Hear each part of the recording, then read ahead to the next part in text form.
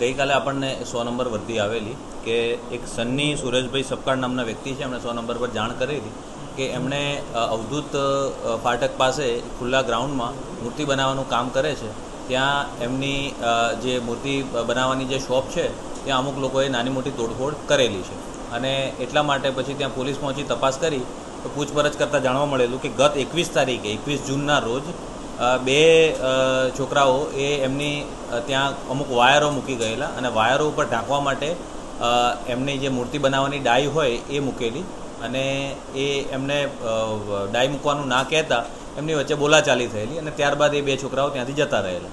એટલે એ બે છોકરાઓની શોધખોળ કરતાં એક જે છે અક્ષય ભાઈલાલભાઈ માળી એને પોલીસે એની પૂછપરછ કરતાં એણે સ્વીકારેલું છે કે આ જે નાની મોટી તોડફોડ કરી છે એમાં એ વ્યક્તિ હતો અને એની સાથે ધવલ ઠાકોર એ બે નામના વ્યક્તિઓ છે. ધવલ ઠાકોરની હાલ પોલીસ શોધખોળ કરી રહી છે અને એક નોન કોગ્નિઝેબલ ફરિયાદ લીધી છે BNS કલમ 324 અને 54 મુજબ.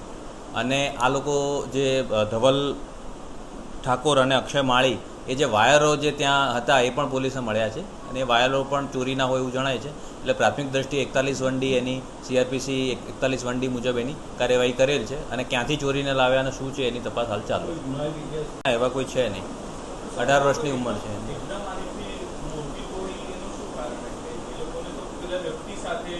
યસ, એટલે એ વ્યક્તિ જ્યાં મૂર્તિઓ બનાવે છે ત્યાં જ આ લોકો એમના જે ચોરીની વસ્તુઓ જે છે છુપાવતા હતા. એટલે ચોરીની વસ્તુ છુપાવવામાં આ વ્યક્તિ જે છે એ અડચણરૂપ થતો હતો. એટલા માટે એમને 21 જૂને બોલાચાલી થઈ અને બોલાચાલીની અદાવત રાખીને આ ગઈકાલે રાત્રે એના આગલા દિવસે 12 વાગ્યા સુધી એ લોકો શોપ પર હાજર હતા. એ પછી સવારે 7 વાગે આવ્યા ત્યારે આ તોડફોડ એમને જોઈ.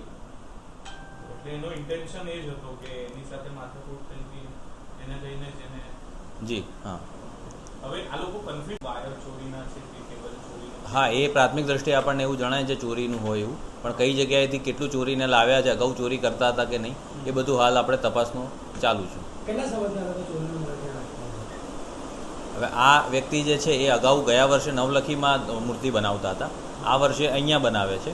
આ જગ્યા છે રવિરાજસિંહ કરીને માંજલપુર ગામના એક વ્યક્તિની છે અને એમણે આ જગ્યા એમને મૂર્તિ બનાવવા માટે આપેલી છે. એટલે ગયા વર્ષ સુધી અહીંયા કોઈ કામ થતું નહોતું. આ છેલ્લા 10 દિવસથી અહીંયા કામ થાય.